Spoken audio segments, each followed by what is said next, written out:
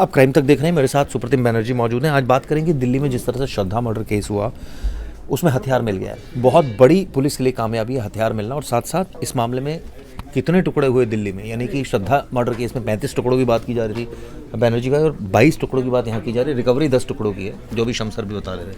बिल्कुल, इससे ये पता चलता है कि लोग वाकई कितने हिंसक हो गए हैं। कत्ल तो वो करते ही हैं, कत्ल करने के बाद सबूत मिटाने के लिए किसी भी हद तक चले जाते हैं, और ये दोनों घटनाएं इस बात का प्रमाण है। हालांकि दूर दराज के इलाकों में भी ऐसी घटनाएं होती हैं, खबरें आती हैं, लगातार आ भी रही हैं, लेकिन अभी जो घटना दिल्ली में सामने आई है ये वाकई रोंगटे खड़े करने वाली है। इसमें एक शख्स की हत्या उसी की पत्नी और बेटे ने कर दी, और न सिर्फ हत्या कर दी बल्कि हत्या करके शव के टुकड़े टुकड़े किए और उसको अलग अलग जगह पर जाकर फेंक दिया। जो सर था उसका, खोपड़ी जिसे या सर कह लें, उसे ज़मीन के नीचे गाड़ दिया ताकि जिस्म के दूसरे हिस्से मिले तो मिल जाए। उससे आइडेंटिटी इस्टेब्लिश नहीं होगी, लेकिन सिर अगर बाहर रहा तो शायद आइडेंटिटी इस्टेब्लिश हो जाए। उसे ज़मीन में गाड़ दिया। लेकिन वो कहते हैं ना कि मुलजिम कितना भी चालाक क्यों ना हो, वो देर सवेर पकड़ा ही जाता है। तो इस मामले में भी वही हुआ। दोनों गुनहगार, दोनों जो मुलजिम हैं, आरोपी हैं, वो पकड़े गए हैं। दिल्ली के पांडव नगर की घटना है जिसमें एक शख्स है जिसका नाम अंजन दास, उसकी हत्या होती है, और उसमें उसकी पत्नी पूनम और साथ में उसके बेटे को अरेस्ट कर लिया पुलिस ने। और पूरी मामला ये है कि वहाँ भी मर्डर किया गया और टुकड़े टुकड़े कर दिए गए, यानी टुकड़े टुकड़े हर जगह हो रहे हैं दिल्ली में। मेहरौली ले लें चाहे पांडव नगर ले लें। सवाल है कि पांडव नगर में जो पूरी घटना हुई, इसके बाद अब बात करते हैं श्रद्धा की, जहाँ पर हथियार मिल गया, बहुत इंपॉर्टेंट क्रूशल एविडेंस जिसकी दरकार थी वो मिल गया। बिल्कुल, देखिए, जो श्रद्धा मर्डर केस है उसमें कत्ल तो खैर आरोपी ने गला दबाकर ही किया था, जैसा कि उसने बताया, लेकिन कत्ल करने के बाद लाश निपटाने के लिए उसने एक नहीं कई हथियारों का इस्तेमाल किया। और उसमें जो सबसे अहम बात थी, एक आरी की थी जिसे हैक्सॉ ब्लेड कहते हैं, वो थी। और इसके अलावा 4-5 चाकू भी उसके घर से मिले थे। लेकिन अब जो नई डेवलपमेंट है, जो जानकारी है, उसमें वो हथियार मिल चुका है। अब पुलिस को ये इस्टेब्लिश करना होगा कि वाकई उसी हथियार से कत्ल हुआ या नहीं, क्योंकि इतने दिनों में तो वो तमाम जगहों से अपने हिसाब से सबूत मिटाने की कोशिश कर चुका था। हालांकि बहुत सारी जगहों से पुलिस ने इसके बावजूद सबूत इकट्ठा किए, जुटाए, चाहे वो रेफ्रिजरेटर हो या बाथरूम में टाइल्स के बीच खून के धब्बे हों या फिर गैस सिलेंडर के पास वाली जगह पर खून के धब्बे हो। अब जो हथियार है जिससे उसने श्रद्धा की लाश के टुकड़े किए, उस हथियार की क्या कंडीशन है, क्या उसमें खून के धब्बे? लेकिन क्रूशल एविडेंस तो है ही, क्योंकि ये काफ़ी टाइम से इसकी तलाश थी। अनडाउटेडली अब उसमें खून के धब्बे मिले ना मिले, लेकिन अगर इसकी निशानदेही पर उसी मेक का बरामद हुआ है, कल को जिस दुकान से इसने खरीदा था पुलिस उससे भी वेरीफाई करेगी। अगर वो दुकानदार बोले कि हाँ ये हैक्सॉ ब्लेड हमारे ही दुकान से बेचा गया है, तो हो सकता है कि ये भी एक अहम एविडेंस इस मामले में साबित अब जो है ये कहा जा सकता है कि थोड़ी सी उम्मीद की किरण आज दिखी है। नहीं तो अभी तक तो ऐसा लग रहा था कि अंधेरे में तीर पुलिस चला रही थी, क्योंकि कुछ क्रूशल एविडेंस नहीं था। अब तो बिल्कुल हथियार सामने आ गया। नहीं चिराग भाई, मैं मतलब इस बात से थोड़ा एक राय नहीं हूँ। देखिए, इसमें बहुत सारे क्रूशियल एविडेंस है। हम इसलिए ऐसा कह रहे हैं कि क्रूशियल एविडेंस नहीं है क्योंकि अभी तक फॉरेंसिक की रिपोर्ट नहीं आई है। फॉरेंसिक की रिपोर्ट अगर आ जाए ना, तो इससे पहले पुलिस जितना काम कर चुकी है उतना काम इसे फांसी के फंदे तक पहुंचाने के लिए काफ़ी है। जैसा मैंने आपको पिछली बार भी बताया, इसकी निशानदेही पर जो ह्यूमन बॉडी पार्ट्स रिकवर हुए, कल को अगर ये बात इस्टेब्लिश हो जाए कि वो श्रद्धा के ही बॉडी पार्ट्स हैं और इसकी निशानदेही पर बरामद हो रहे हैं, तो क्या इसको नाप देने के लिए वो काफ़ी नहीं है? इसके साथ साथ जो घर से खून के धब्बे मिले, तो वो खून के धब्बे, 2 लोग एक मकान में रह रहे हैं, उसमें से एक इंसान जिंदा है, दूसरी मर गई, और उसके खून के धब्बे उसी घर से बरामद हो रहे हैं, और दोनों के बीच लड़ाई झगड़े का पुराना ट्रैक रिकॉर्ड है, मर्डर का मोटिव है, इसने दूसरी तरीके से झूठ बोला, मोबाइल को लेकर लोगों को गुमराह करने की कोशिश की। ये सारी चीज़ें, इतने एविडेंसेस इस मामले में पहले से हैं। हम शायद अंधेरे में तीर वाली बात इसलिए कह रहे हैं क्योंकि हमें जिस चीज़ की सबसे ज़्यादा इंतज़ार है, जिस चीज़ का, वो फॉरेंसिक एविडेंस है, और वो रिपोर्ट, चाहे वो डीएनए की रिपोर्ट हो या फिर पोस्टमार्टम रिपोर्ट हो, वो अभी तक आई नहीं है। इन दोनों केसेस की बात करूँ, पांडव नगर की, और इसकी क्या सिमिलैरिटीज़ क्या है इन दोनों केसेस में? हालांकि एक सिमिलैरिटी जो सबसे बड़ी है वो तो ये है कि टुकड़े टुकड़े किए गए, इसके अलावा कोई और सिमिलैरिटी? देखिए, लिव इन रिलेशनशिप में रहने वाली बात एक सिमिलरिटी है। श्रद्धा और आफ्ताब भी लिव इन रिलेशनशिप में रहते थे, और जिस महिला पर अंजन दास नाम के शख्स के कत्ल का इल्ज़ाम लगा है, वो महिला भी इस अंजन दास के साथ जो है वो लिव इन रिलेशनशिप में थी। और वो इस महिला की अगर आप लिव इन रिलेशनशिप को काउंट कर लें तो ये उसके एक तरह से 3 लाइफ पार्टनर हो गए। ये जिसकी उसने हत्या की, इससे पहले एक और शख्स था जिसका नाम कल्लू था, उस कल्लू के साथ भी ये महिला जो है लिव इन में थी, और उससे पहले बहुत छोटे उम्र में जब ये महिला नाबालिग थी उस समय उसके घर वालों ने एक आदमी से इसकी शादी करवा दी थी, तो वो सुखदेव तिवारी, तो वो एक पति था। तो एक सिमिलरिटी तो ये है कि लिव इन वाली बात है, और दूसरी जो बात है सिमिलरिटी वाली, वो सिर्फ टुकड़े करने वाली बात नहीं है, टुकड़े करके रेफ्रिजरेटर में रखने वाली बात भी है। वहाँ भी फ्रिज का इस्तेमाल किया आफ्ताब ने श्रद्धा की लाश को छिपाने के लिए, रखने के लिए, और यहाँ पर भी ये जो अंजन दास नाम के शख्स की हत्या हुई, उसके घर वालों ने, मतलब उसकी बीवी ने या लिव इन पार्टनर कह लें, और सौतेले बेटे ने, उसने जो है रेफ्रिजरेटर में इसकी लाश भी जो है स्टोर करके रखी थी। तो सिमिलरिटी तो दोनों मामलों में है। लेकिन इसमें एक चीज़ बड़ी अजीब सी जो मुझे लगी इस केस में, वो थी रिश्तों का मकड़जाल था एकदम, कि उसने उसके 7 बच्चे अंजन दास के पहले। हाँ, मुझे लगता है इस बात को थोड़ा सा एक्सप्लेन कर देना चाहिए हमें दर्शकों को। देखिए, ये मामला ऐसा है कि मई के आसपास की ही ये भी बात है। लाश के कुछ टुकड़े, ह्यूमन बॉडी पार्ट्स के कुछ हिस्से जो है वो त्रिलोकपुरी के पास एक रामलीला ग्राउंड है, वहाँ पर मिले थे। उसके बाद पुलिस ने उस मामले की जांच शुरू की, काफ़ी अपने तौर पर ढूंढने की कोशिश शुरू की, लेकिन पुलिस को बहुत ज़्यादा कोई कामयाबी नहीं मिली। बाद में इस मामले की जाँच क्राइम ब्रांच के हवाले की गई। क्राइम ब्रांच ने फिर नए सिरे से जाँच शुरू की, और क्राइम ब्रांच ने ये देखा कि जब जिस टाइम फ्रेम में वहाँ पर डेड बॉडी फेंकी गई थी, उस समय उन लोगों ने डेड बॉडी के हिस्से तो प्रिजर्व करके रख लिए थे पुलिस ने फॉरेंसिक जांच के लिए। साथ ही पुलिस ने उस समय आसपास के इलाकों के सीसीटीवी फुटेज भी पुलिस ने उस समय एक्वायर करके रखे थे, अदरवाइज इतने दिनों के बाद जो है वो फुटेज नहीं मिल पाते। तो उन सीसीटीवी फुटेज में 2 लोग, एक लड़का और एक महिला, संदिग्ध तरीके से कुछ पैकेट्स जो है उस रामलीला मैदान के पास कूड़े वाली जगह पर फेंकने के लिए जाते हुए दिखे। लेकिन चूंकि काफ़ी दूर से वो शॉट था सीसीटीवी फुटेज की कवरेज, तो वो जो है बहुत क्लियरली आइडेंटिफाई नहीं हो पा रहे थे। अब पुलिस ने तय किया कि वो डोर टू डोर जाएगी, और डोर टू डोर जाकर ऐसे 2 किरदारों के बारे में पता लगाएगी जो महिला और कोई लड़का जो है कुछ मर्डर में शामिल हो सकता है। प्लस पुलिस ये भी पता कर रही थी, चिराग, कि क्या इस इलाके से कोई आदमी गायब भी है, क्या उसकी गुमशुदगी की कोई रिपोर्ट भी दर्ज हुई है। तो पुलिस ने जब पता किया, जब पुलिस ने डोर टू डोर, एक तरह से कैंपेन नहीं करूँगा, डोर टू डोर अभियान जब पुलिस ने चलाया, तो वहाँ पुलिस ने 2 चीज़ें बड़ी गौर करने वाली देखी। एक तो देखा कि हाँ, उसी एज ग्रुप की एक महिला और उसका बेटा जो है वहाँ त्रिलोकपुरी में रहते हैं, और दूसरी जो उन्होंने देखी, उनका जो लिव इन पार्टनर था या पति कह ले महिला का, वो जो है वो गायब है इतने ही वक्त से, और उसके गुमशुदगी को कोई रिपोर्ट घर वालों ने दर्ज नहीं कराई है। आम तौर पर ऐसा तभी होता है, चिराग। ये पता कैसे चला पुलिस को ये सारी चीज़ें, क्योंकि जब रिपोर्ट ही दर्ज नहीं तो क्या डोर टू डोर अभियान से पता लगा? हाँ बिल्कुल, डोर टू डोर अभियान से पता चला, और जब पुलिस को इस बात का एहसास हो गया कि गुमशुदगी की रिपोर्ट तक दर्ज नहीं करवाई, तब उनको लगा कि फिर तो दाल में कुछ काला ज़रूर है, इन दोनों से हमें पूछताछ करनी चाहिए। फिर उन दोनों से जब पूछताछ शुरू की तो उन लोगों ने पुलिस को बहलाने फुसलाने और पूरी कहानी को डाइवर्ट करने की पूरी कोशिश की।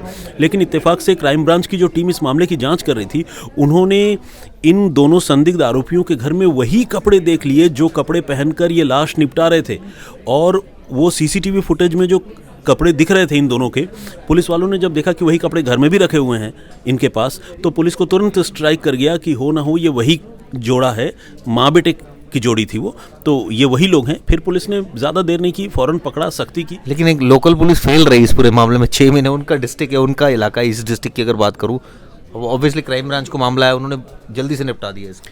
बिल्कुल, ये तो खैर होता ही है चिराग, आपको पता है। हालांकि मैं किसी को सेव नहीं करना चाहता, लेकिन मैं ये ज़रूर कहना चाहूँगा कि लोकल पुलिस के पास दूसरे बहुत सारे मसले होते हैं, लॉ एंड ऑर्डर से लेकर तमाम चीज़ें, इन्वेस्टिगेशन के अलावा भी। अब क्राइम ब्रांच फोकस्ड इन्वेस्टिगेशन करती है। अब स्पेशलाइज्ड लोगों की टीम अगर कोई काम करेगी तो उसका रिजल्ट अलग होगा, और अगर नॉर्मल कोई पुलिस टीम कोई काम करेगी तो उसका रिजल्ट अलग होगा। ये तो होता ही है, लेकिन चलिए, चाहे जैसे भी सॉल्व हुआ हो, लेकिन सॉल्व तो हो गया, मामला सुलझ तो गया। तो बड़ी इंटरेस्टिंग बात सुप्रतिम बैनर्जी ने बताई हमें, दिल्ली के पांडव नगर इलाके की जो घटना है जिसमें टुकड़े टुकड़े कर दिए गए। पुलिस ने आरोपियों को पकड़ा है, पूनम को पकड़ा है, उसके बेटे को। तंसीम हैदर ने भी पूरी खबर लिखी है। तंसीम भाई, आपने बड़ी डिटेल में लिखी और बड़ी डिटेल में पढ़ी। आपने मुझे बताया कि कुछ इंटरेस्टिंग फैक्ट्स जो है इस पूरे मामले में सामने आ रहे हैं, वो क्या है? देखिए, इसमें अगर शुरू से थोड़ा सा कहानी को समझ लें तो इंटरेस्टिंग फैक्ट ये है कि ये जो आरोपी है महिला, वो 13-14 साल की थी, उसकी शादी होती है, वो बिहार से उसका पति दिल्ली आता है काम करने के लिए, फिर वो गायब हो जाता है। वो महिला अपनी एक छोटी बच्ची के साथ दिल्ली आती है अपने पति को ढूंढने।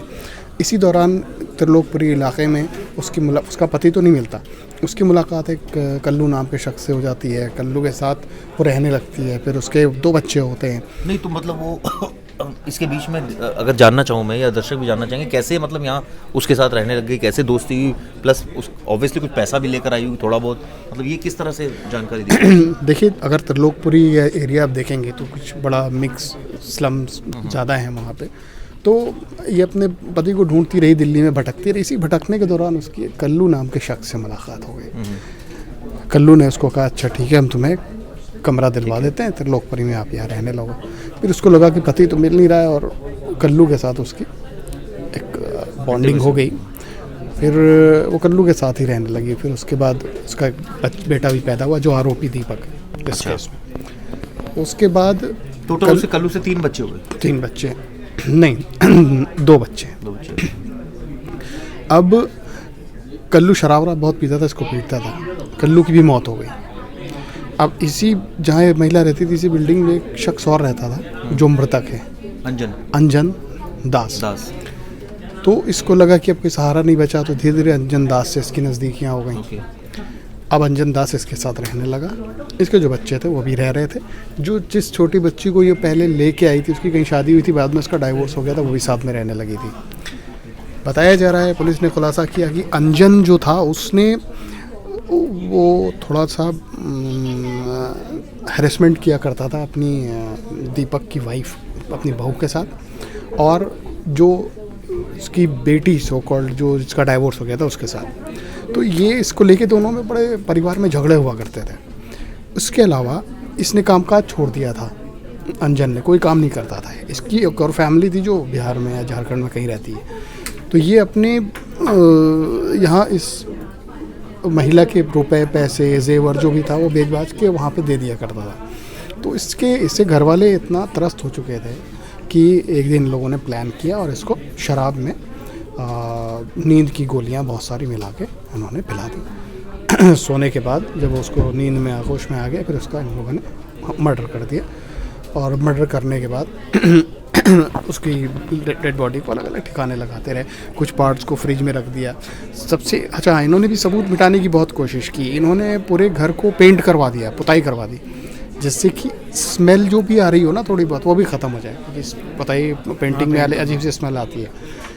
बस ये पकड़े तभी गए कि क्योंकि ये सीसीटीवी में इनकी मूवमेंट जो है वो कैद हो गई थी कि ये कुछ लोग डाल रहे हैं, उसी टाइम फ्रेम में पुलिस ने एग्जैक्ट इनको कैसे जीरो डाउन किया, मतलब सबसे पहले कैसे पहुंची पुलिस तक? क्या देखिए, पहले इसकी हमें मुझे याद है जब ये बॉडी पार्ट्स मिले थे, उस टाइम ईस्ट दिल्ली की पुलिस और पूरी पांडव नगर की पुलिस, प्रियंका कश्यप डीसीपी खुद वहाँ मौके पे गई थी, और उन्होंने अलग अलग पार्ट, वो हम लोगों ने रिपोर्ट भी की थी कि ऐसे ऐसे पार्ट मिल रहे हैं, स्कल, सर का हिस्सा भी मिला है ये वो।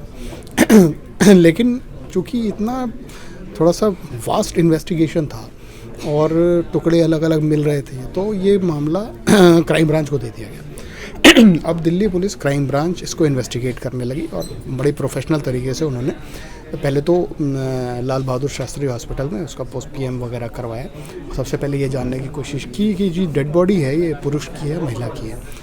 तो डॉक्टर्स ने, साइंटिस्ट ने ये बताया कि ये डेड बॉडी जो है वो एक पुरुष की है। तो उसके बाद ये पता चला कि भाई यहाँ इसके आसपास पांडव नगर के कौन ऐसे लोग हैं जो गायब हैं। तो उन्होंने यूपी से भी इंफॉर्मेशन शेयर की थी, जिपनेट पे भी शेयर की थी। तो कहीं से पुलिस को ये क्राइम ब्रांच को सूचना मिली। कुछ ये वो भी कर रहे थे, अपने मुखबिरों से भी लगातार पता करने की कोशिश कर रहे थे। तो पता चला कि त्रिलोकपुरी इलाके से कुछ लोग गायब हैं। उन कुछ लोगों को जब स्कैन किया गया तो कुछ की तो ज़्यादातर लोगों की गुमशुदगी दर्ज थी। ये जो एक बंदा बताया जा रहा था, इसकी कहीं पे पुलिस को गुमशुदगी दर्ज नहीं मिली, इसलिए शक गहराया कि अगर बंदा गायब है तो घर वाले उसको रिपोर्ट करेंगे, लेकिन घर वालों ने रिपोर्ट नहीं किया था। तो पुलिस की टीम सीधे इस घर पे एड्रेस ढूंढते हुए पहुंच गई, और फिर इनके घर वालों का जीरो इन किया, ग्रिल्ड किया। इन्होंने पहले तो बहाने बनाए कि नहीं वो कहीं चले गए हैं, ये वो, लेकिन उस घर में पुलिस को कुछ कपड़े ऐसे मिल गए जो कपड़े ये लोग पहन के अपने डिस्पोज ऑफ कर रहे थे डेड बॉडी, वहाँ से, और घर का पेंट किया हुआ, पता चला पेंट कब कराया, तो उन्होंने उसी महीने पेंट कराया था 15 दिन बाद। तो ऐसे करके पूरा केस जो है वर्कआउट हो गया। तो काफ़ी इंटरेस्टिंग जानकारी तंसीम भाई ने दी, किस तरह से दिल्ली का पांडव नगर का मामला सुलझ गया। आगे बात करते हैं, मेरे साथ प्रवेश पांडे भी हैं यहाँ पर। प्रवेश, 2 केसेस आज हम डिस्कस कर रहे थे। पहले हमने किया किस तरह से श्रद्धा मर्डर केस में हथियार बरामद हो गए, काफ़ी क्रूशल एविडेंस। साथ साथ अब इस मामले में दिल्ली के पांडव नगर इलाके से एक और घटना हुई जिसमें अंजन दास की हत्या कर दी, शव के टुकड़े टुकड़े कर दी गई, फलाना ढमकाना। अब इसमें सिमिलैरिटीज़ भी कुछ हैं, लेकिन ओवरऑल अगर बात करूँ, एक अंगूठी भी मिली है लड़की की, श्रद्धा केस की अगर बात करूँ तो उसके बारे में थोड़ा जानकारी दीजिए। हाँ, जैसे कि श्रद्धा को उसने एक अंगूठी गिफ्ट की थी, वही अंगूठी बाद में मतलब अपनी सेकंड गर्लफ्रेंड को भी उसने गिफ्ट कर दिया। मतलब समझ रहे आप कि लड़के ने वो, मतलब उसमें कुछ भी नहीं, अगर ये लड़के ने इसका भी कत्ल कर दिया होता तो एक बहुत फेमस किलर है, हाँ, द रिंग किलर। मतलब ये लड़कियों को जिसको रिंग दे रहा है, जिसको बम्बल से बुला रहा है, जिसको डेट कर रहा है, उसे मार दे रहा है। क्या पता उसके आगे ऐसी प्लानिंग हो, क्योंकि चीज़ें तो सेम ही चल रही थी। साइकोलॉजिस्ट से अगर बात की थी, उनका भी कहना था कि इस तरह के शख्स दूसरा मर्डर भी कर सकते हैं। हाँ, बहुत चांसेस है, देखिए, क्योंकि चीज़ें सब सेम थी ना। ये जो लड़की, आपको पता है, ये भी खबर आई सूत्रों से, ये भी पता चला कि रिपोर्ट में आई, ये भी जो लड़की थी ये अकेले रह रही थी दिल्ली में, हाँ, पेरेंट्स से दूर। तो क्या पता वो ऐसा टारगेट कर रहा हो कि जो लड़की अकेले हो, जो बम्बल का सहारा ले, थोड़े मतलब पेरेंट्स से दूर हो, जिसके बारे में कोई ज़्यादा पूछने वाला, जान पहचान वाले ज़्यादा ना हो उसके आसपास। क्या पता वो आगे जाके ऐसे लोगों को टारगेट करता हो। ये तो लेकिन आगे की देखने वाली बात थी। तो फिलहाल श्रद्धा की जो अंगूठी थी वो अपनी गर्लफ्रेंड को दे रहा था गिफ्ट, दे दिया था गिफ्ट। मतलब ये तुम्हारी गिफ्ट है, तुम अब मैंने, मतलब उसने मरने के बाद ऐसा नहीं सोचा कि ये भी एक तरह का सबूत है, इसे मैं वो कर देता हूँ, उसे दे दिया कि भाई ये ले ले तू। तो आने वाले समय में ये भी एक एविडेंस बन के आएगा सामने। हाँ, आ जाएगा, सामने आएगा, क्योंकि दी हुई चीज़ें एक पार्ट है पूरा उसका। अब कहा जा रहा है ना कहीं कि चीज़ें एक दूसरे से कनेक्ट कर रहे हैं, तो बताना पड़ेगा ये रिंग, क्योंकि चीज़ें मिल नहीं रही थी, अब ये कनेक्ट हो रहा है कि उसके पार्ट, इसके पास ये रिंग कहाँ से आई, तो बताना पड़ेगा रिंग, क्योंकि उससे मारा तो इसने उसकी रिंग निकाल ली। सुनील भाई, 4 या 5 ऐसे सबूत इस पूरे मामले में जो बहुत क्रूशल अभी तक सामने आ गए, और जो मतलब एक तरह से कहा जाए हथियार का मिलना बहुत इंपॉर्टेंट है, बहुत ज़्यादा ही इम्पॉर्टेंट है। अब उसमें अब क्या होगा कि देखिए हथियार मिल गया है, अब उस पर वो ब्लड स्टेन जो भी उसके लगे होंगे वो सारी चीज़ें निकाली जाएंगी, डीएनए सैंपल मैच कराए जाएंगे, और जो ब्लड मिला है उसके घर से, जो फर्श पे और जो किचन से, वो सारी चीज़ें मैच कर जाएंगी। तो बहुत बड़ा सबूत है। अब देखिए बॉडी मिले या ना मिले पूरी, या फिर कटा हुआ सिर मिले या ना मिले, लेकिन ये बहुत बड़ा सबूत है। और जिस रिंग की आप बात कर रहे थे, उस रिंग को अब जिस दिन जब वो श्रद्धा से लेने के बाद, मर्डर के बाद उसकी रिंग निकालती है, ठीक है, उस रिंग को दूसरी गर्लफ्रेंड को देता है। जब वो गर्लफ्रेंड को दिया था और जब कमरे पे बुलाया था, उस समय ये भी पता चला कि उस समय तक श्रद्धा की डेड बॉडी घर में ही थी और फ्रिज में रखी हुई थी, उसके जो कटे हुए कुछ पार्ट्स थे। तो सोचिए कि मतलब कैसा इंसान होगा वो, किस तरह का आप अंदाज़ा लगा सकते हैं कि उसमें उसकी मतलब डेड बॉडी रखी हुई है, एक दूसरी लड़की को आप ले आते हो, मतलब इसको क्या कहेंगे, कैसा ये प्यार था जो 3 साल से उनका रिलेशन चल रहा था, वो कैसा रिलेशनशिप था। फिर उससे अंदाज़ा लगाया जा सकता है कि आफ्ताब बहुत ही ज़्यादा हद तक उससे नफरत करने लगा था, तभी इस चीज़ को सामने, मतलब प्यार इतना नफरत में तब्दील हो गया था। बिल्कुल, अगर ऐसा नहीं होता तो शायद वहाँ पे बॉडी रखी हुई है, आप दूसरी लड़की को ला रहे हो, उसके फिर उसी के एक तरह से रिंग किस चीज़ के लिए होती है, एक निशानी होती है, मतलब कि जो श्रद्धा ने पहनी थी वो आफ्ताब की एक तरह से निशानी थी, उसको निशानी को आप निकालते हो, मारते हो और किसी और लड़की को आप दे देते हो, और उस समय तक उसकी डेड बॉडी भी फ्रिज में रखी हुई है। तो अब अंदाज़ा लगाए कि इसका मतलब ये कहा जाए कि डेड बॉडी से उसने सारे जो गोल्ड रहा होगा, चाहे उसने कुछ भी पहना होगा, ये रिंग्स सब निकाला उसने। हाँ बिल्कुल, अरे जब उसके अकाउंट से पैसे निकाल सकते हैं तो आप सोच सकते हैं कि गोल्ड कैसे छोड़ सकता है वो। सही तो बात है। बिल्कुल, तो जाहिर सी बात है जितने भी उसके जितने कीमती सामान रहे होंगे, जो भी कुछ रहा होगा, फ़ोन यूज कर रहा था, उसका फ़ोन ले जाके मुंबई कहीं फेंकता है वो, तो सारी चीज़ें क्या बताती हैं, वो यही बताती हैं कहीं ना कहीं उसके दिल में बहुत ज़्यादा नफरत हो गई थी।